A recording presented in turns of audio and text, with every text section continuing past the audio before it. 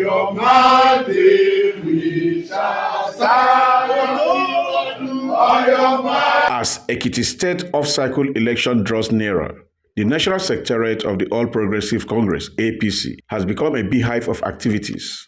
The latest group to storm the party's headquarters in Abuja are the supporters of Engineer Kayode Ojo, a one-time governorship aspirant, to pick his expression of interest and nomination forms for the 2026 Ekiti governorship election. Addressing the APC press corps, the pioneer speaker of the Ekiti State House of Assembly, Kolawole Adefemi, said the group took the decision to pick the forms due to poor governance bedevilling the states. Part of the reasons why we are not seeing the development we expect in Ekiti State is that people who do not know the philosophy of APC, who do not know the manifesto of APC, who know nothing about the renewed hope agenda, are the ones advising this government. And that is why we have not seen development. He said Governor Biodun Oyebanji has betrayed both the APC and the people's trust.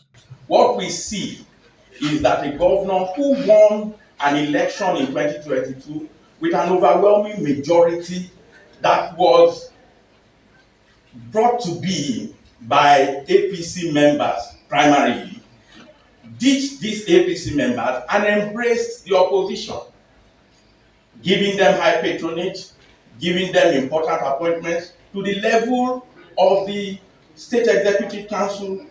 The group, however, accused the incumbent governor of dismantling the party structure, sidelining loyalists, as well as rewarding opposition members with appointments at the expense of party faithfuls. Fred Ideha, CNN News.